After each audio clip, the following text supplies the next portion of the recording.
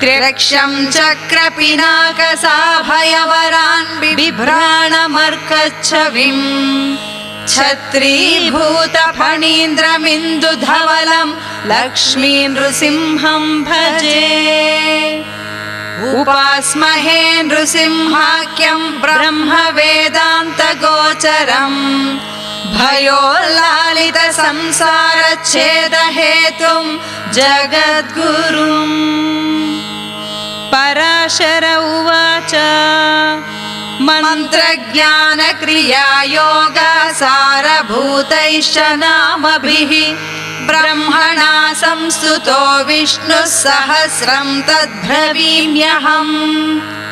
ब्रह्म उवाच ॐ नमो नारसिंहाय वज्रदंश्राय वज्रिणे वज्रदेहाय वज्राय